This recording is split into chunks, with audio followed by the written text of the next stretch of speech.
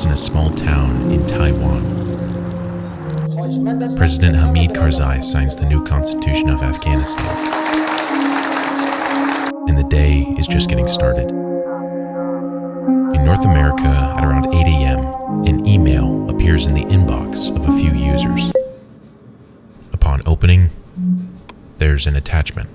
It has a generic name like document.txt or readme.doc, and to the mind of an unsuspecting 2004 human, it looks legit.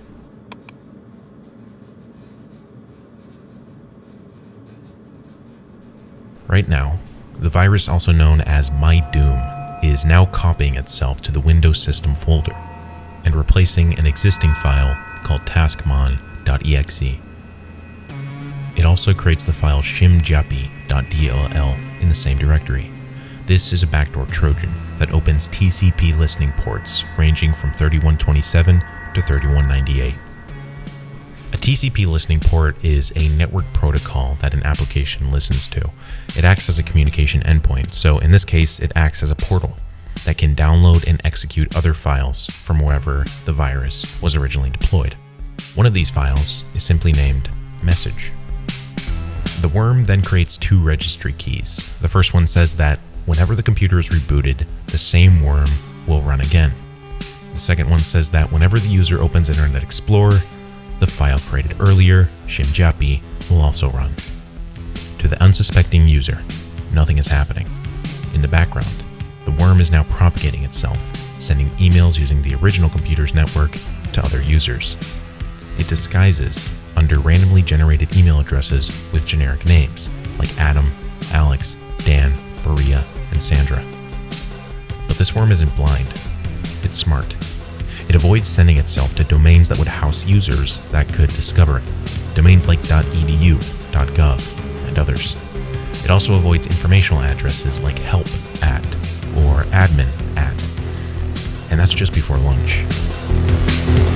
Are watching Disrup TV.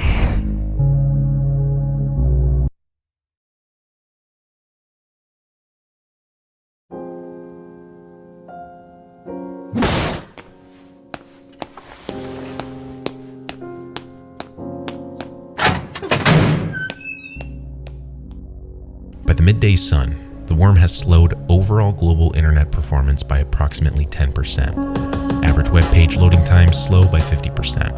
The computing community is reporting that 1 in 10 email messages now contain the virus.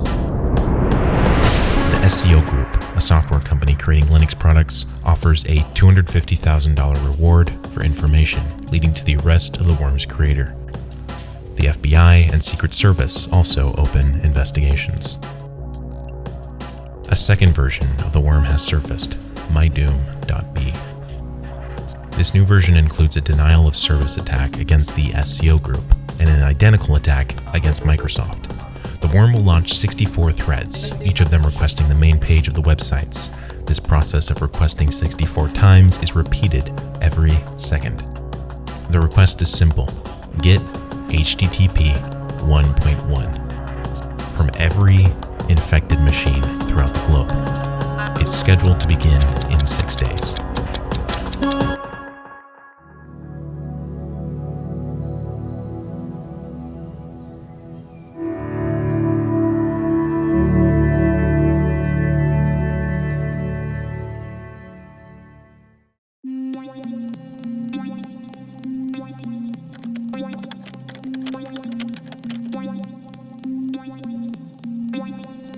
Marcus Hutchins walks out the front door of an Airbnb mansion in Las Vegas. He's retrieving his order of Big Mac and fries from a delivery driver when he notices something across the street. For a moment, he wonders, is this finally it? He brushes the thought off. This is his last night in the city. He's been at DEF CON, one of the world's largest hacking conferences where, for the past week, he's been partying and upheld as a hero because less than 3 months earlier, he had saved the internet from one of the worst cyber attacks in history. WannaCry. Companies in Ukraine, Russia, the Netherlands, and England have all reported major disruption. He had found and triggered a secret kill switch in the self-propagating virus that had stopped the global spread. This had earned him major status in both white and black hat networks. Now though, as he's at the airport, the TSA agents seem to be extra lenient with him.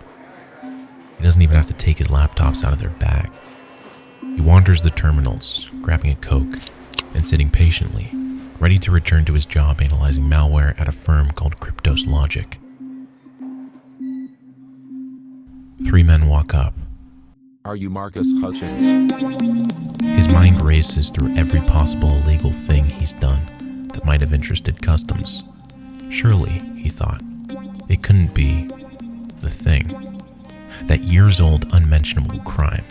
Was it that he may have left marijuana in his bag?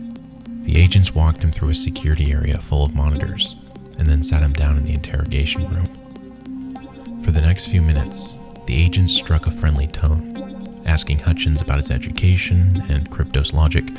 For those minutes, Hutchins allowed himself to believe that perhaps the agents just wanted to know about WannaCry. Perhaps just a particularly aggressive way to get his cooperation into their investigation.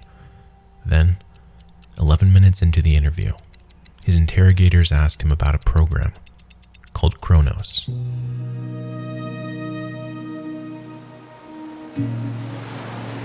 From the age of 6, Hutchins had watched his mother use Windows 95 on the family's Dell Tower desktop. His father was often annoyed to find him dismantling the family PC or filling it with strange programs. Hutchins develops a keen interest in surfing, freedom in the ocean. He also grows farther into the other kind of surfing. He becomes curious about the HTML characters behind the websites he visits, and was coding rudimentary Hello World scripts in BASIC by the age of 13. He came to see programming as a gateway to build whatever he wanted. Far more exciting than even the wooden forts and catapults he built with his brother. On his 13th birthday, after years of fighting for time on the family's aging Dell, Hutchins' parents agreed to buy him his own computer, or rather, the components he requested. Within a year, Hutchins is exploring an elementary hacking forum, one dedicated to wreaking havoc upon the popular instant messaging platform MSN. There, he finds a community of like-minded young hackers showing off their inventions. One brags of creating a kind of MSN worm that impersonates a JPEG. When someone opens it, the malware would instantly and invisibly send itself to all their MSN contacts, some of whom would fall for the bait, open the photo, which would fire off a round of messages infinitely. Around the time he turns 14, Hutchins posts his own contribution to the forum, a simple password stealer. Install it on someone's computer, and it could pull the passwords from the victim's web accounts. The passwords were encrypted, but he'd figured out where the browser hid the decryption key. When asked on the forum how many passwords he's gotten from the hack, he says he didn't. It was just a cool thing he made. Over the next few years, he sharpens his skill by executing petty hacks, including booting his entire school's admin office out of their network. He gets suspended for 2 weeks.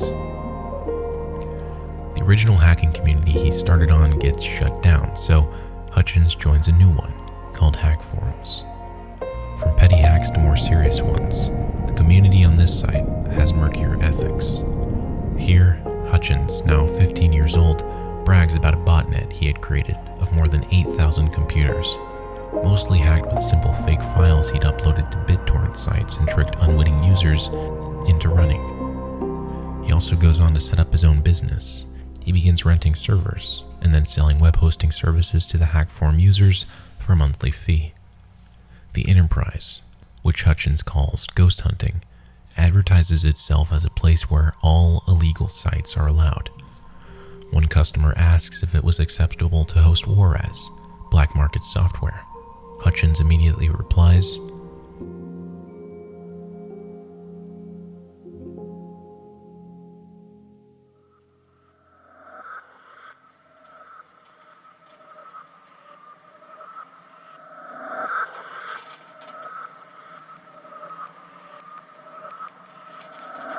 experts discover something in the code, an error that will deem the attack non-functional on the day of reckoning. Some skeptics warn that the error may be a decoy intended to conceal the true purpose of MyDoom.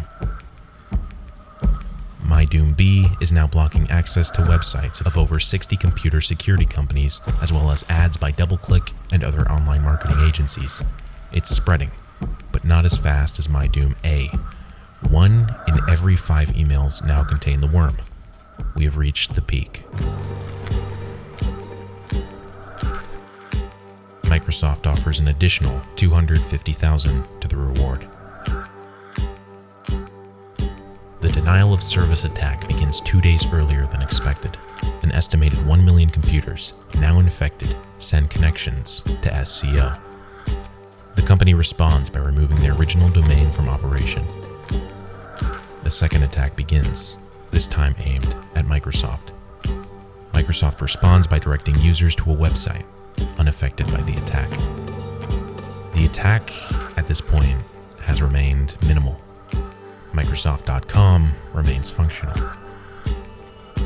A second worm, known as Doomchoose, has appeared. It rides the tail end of MyDoom by sneaking into a back door left open. Its purpose is the same as its big brother, a DDoS against Microsoft. However, it doesn't make much of a dent. MyDoom A stops spreading. The back door remains open. Someone triggers MyDoom B and stops it from spreading. The back door remains open. Cyberspace returns to relative normality. While the creator of the virus remains a mystery, the country of origin has been pinpointed to Russia. A variant of MyDoom attacks Google, completely stopping functionality of the website for a large portion of the day. New versions begin surfacing. MyDoom U, V, W, and X infect more computers and install more backdoors, sparking worries that a new, more powerful MyDoom is brewing. MyDoom version AO is born. Then,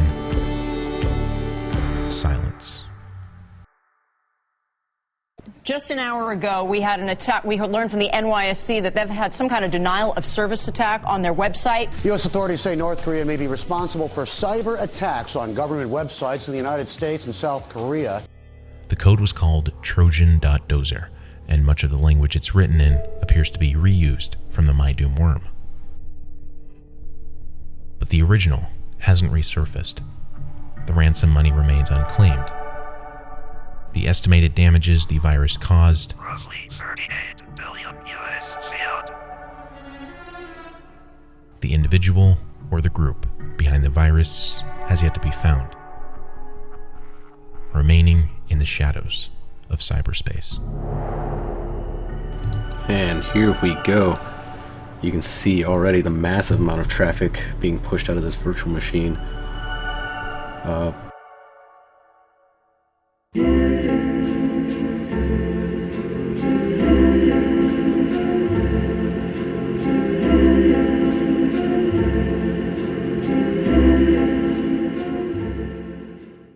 For every black hat hacker, there's a white hat hacker, someone hired by a company to specialize in breaking software to ensure maximum security. These people know the ins and outs of computer science, but they started at the fundamentals. Offers foundational computer science courses for a fraction of the cost of traditional university rates.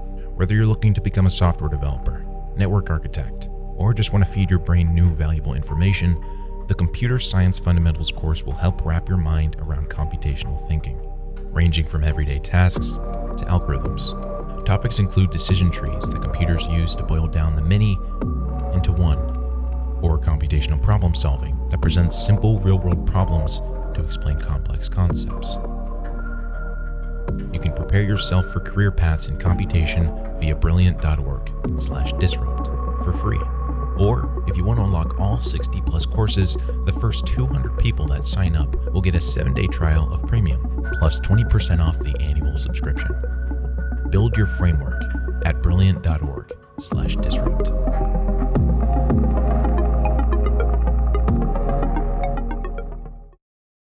In his mind, he still sees what he's doing as several steps removed from any real cybercrime. Hosting shady servers or stealing a few Facebook passwords hardly seems like a serious offense. He isn't, after all, carrying out bank fraud. After hearing about this particularly talented young hacker, a figure on the forum known as Vinny reaches out to Hutchins with an offer. He says he'll give Hutchins half the profits from every sale.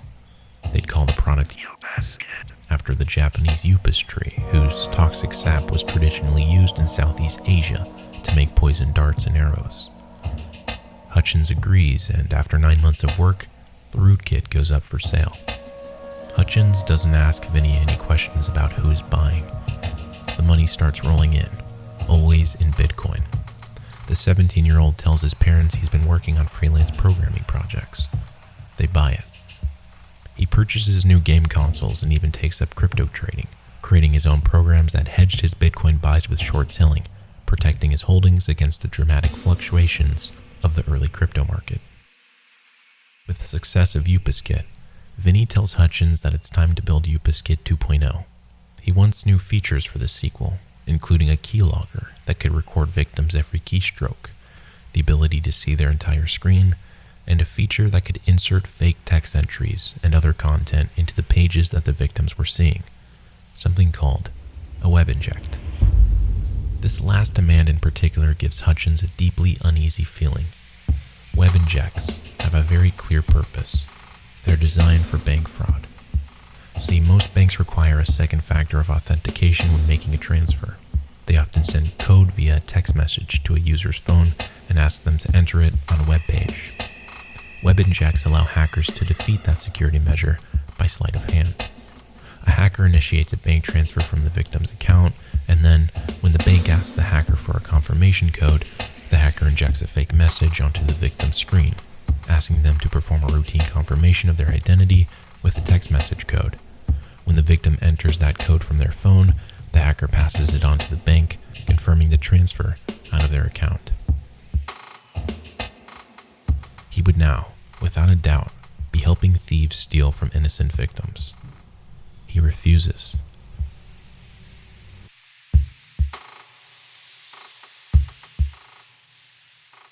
A year earlier, Vinny offered to give Hutchins free weed, mushrooms, and ecstasy from Silk Road. Against his better judgment, he agrees to share his address and name to the dark web associate. Again, Hutchins declines. Knowing full well he couldn't find a better hacker than Hutchins, Vinny proposes something. Hutchins could code the updated pack just without the web inject. Hutchins agrees.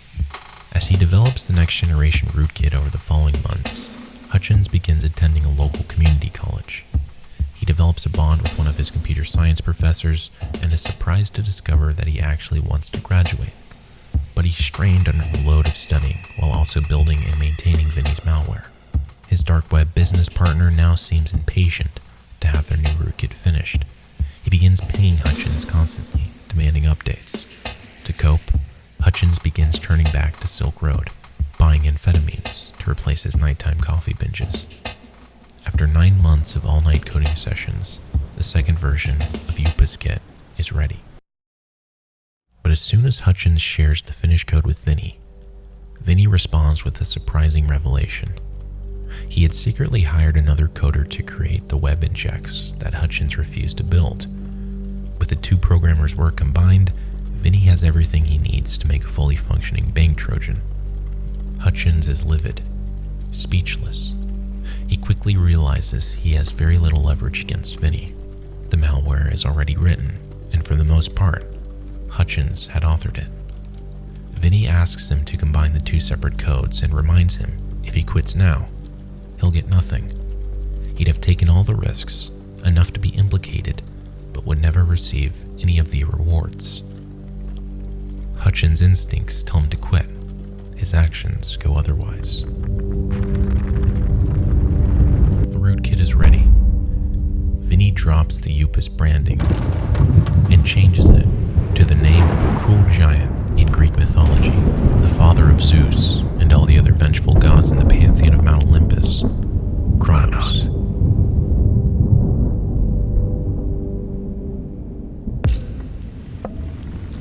The malware modest success. It has bugs that need fixing, and those fixes fall on Hutchins' shoulder. Paired with his daytime responsibilities of studying, by night he takes more amphetamines, where he reaches states of euphoria. Only in this condition can he enjoy his work. He stays up for days, studying, coding, and then crashing into a state of anxiety and depression before sleeping for 24-hour stretches. Between the highs and lows, he meets a friend from LA called Randy. Unlike Vinny, Randy is more open about his IRL life with Hutchins. The two form a friendship, and eventually Randy asks Hutchins to trade $10,000 of his money on the crypto programs. Hutchins agrees. One morning, Hutchins wakes up from a deep amphetamine bender to discover an electrical outage during the night. All of his computers had powered off just as Bitcoin's price crashed, erasing close to $5,000 of Randy's savings. Still near the bottom of his drug use, Hutchins panics. He finds Randy online and admits to losing his money.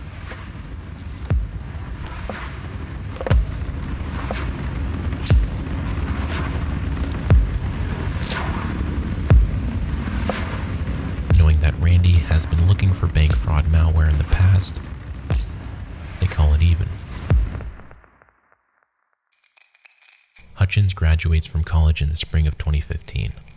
Looking to start life outside of schooling on the right foot, he quits the amphetamines, cold turkey. What follows are weeks of withdrawal. He falls behind on his Chronos work, and eventually, Vinny cuts him off. The Bitcoin payments stop coming. Hutchins largely leaves the hacking underworld and retreats into video games and Breaking Bad. During one episode, he receives tunnel vision, a sense of impending doom. He only leaves his home rarely to meet up with his friends or swim in the ocean.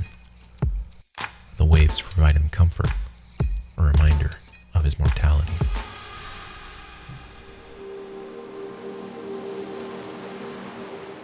Months clean, some of his strength returns. He rejoins cyberspace, this time as an anonymous blogger, reverse engineering some of the largest botnets in the wild. Over time, his readership grows into the tens of thousands, and he gains mutual respect between the Black Hat and White Hat communities. Through this, he receives a job offer from Cryptos Logic. when he sees the six-figure annual salary. It was more than he has ever earned as a cybercriminal malware developer. Hutchins comes to understand, for a talented hacker, crime truly doesn't pay.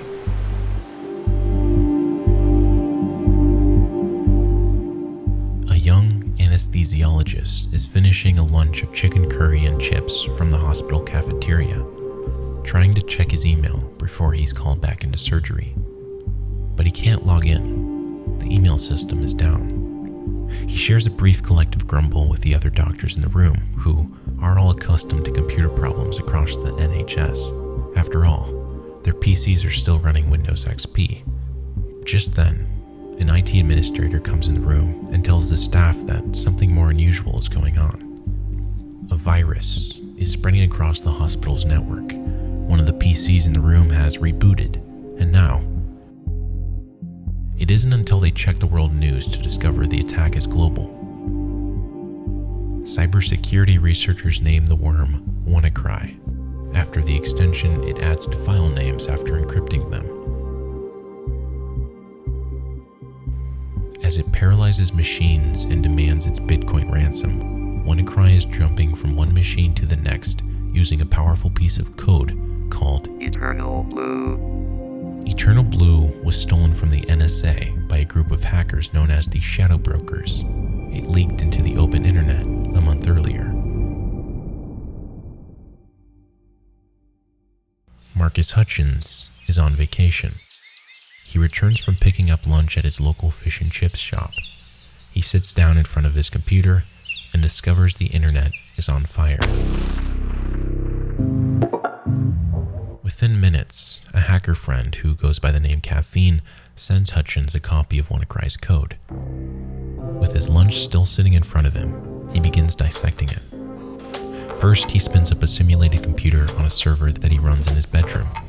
Complete with fake files for the ransomware to encrypt, he runs the program in the quarantine test environment. He immediately notices that before encrypting the decoy files, the malware sends out a query to a certain, very random-looking web address. This strikes Hutchins as significant, if not unusual. When a piece of malware pings back to this sort of domain, that usually means it's communicating with a command and control server somewhere that might be giving the infected computer instructions. Hutchins copies the long website, strings it into his web browser, and finds. So he visits the domain registrar.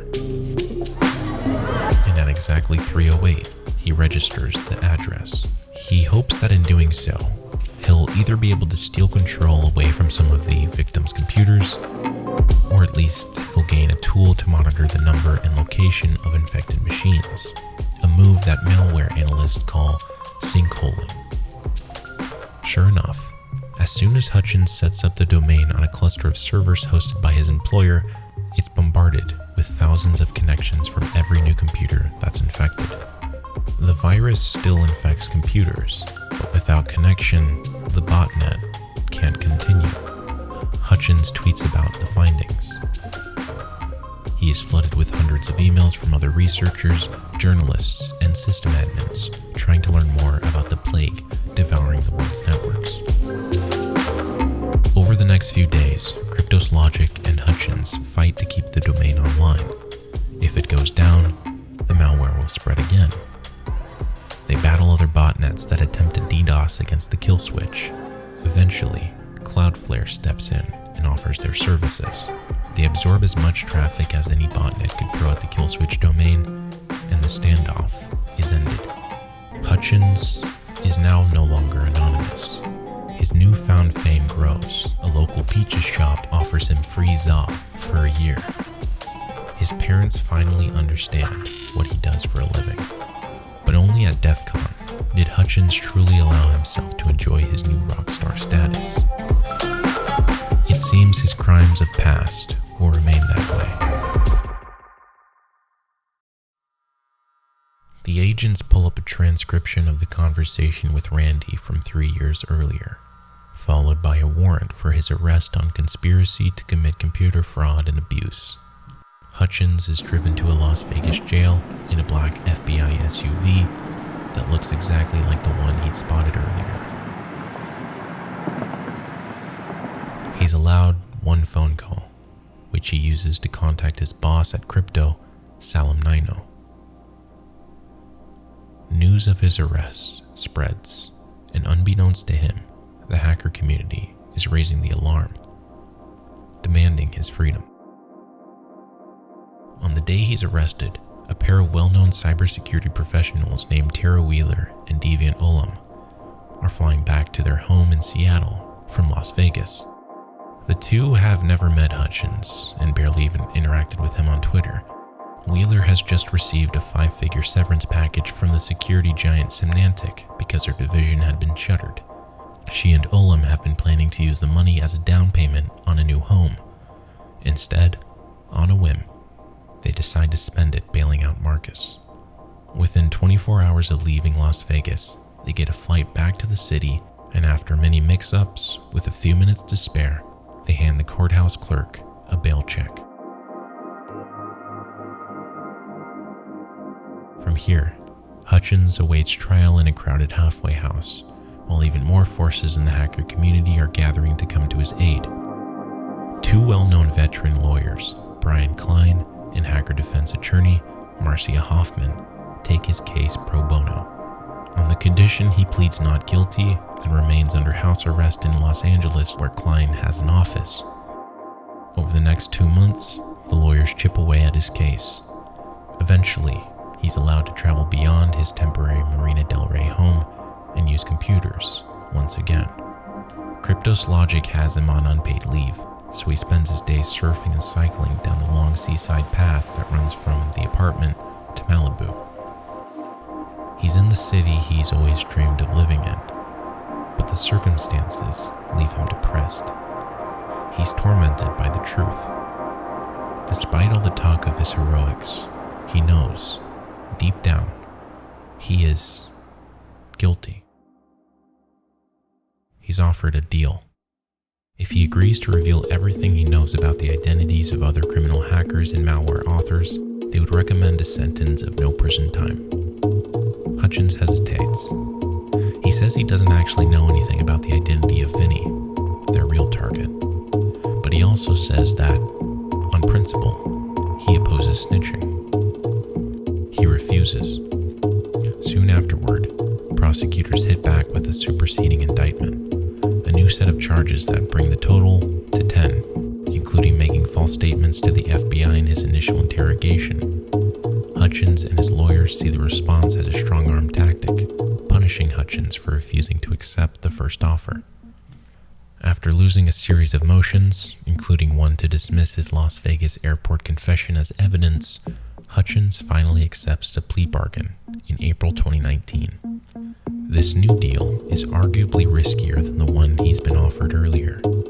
They now agree only to make no recommendation for sentencing. Hutchins would plead guilty to 2 of the 10 charges and would face as much as 10 years in prison and a $500,000 fine. The choice is up to the judge.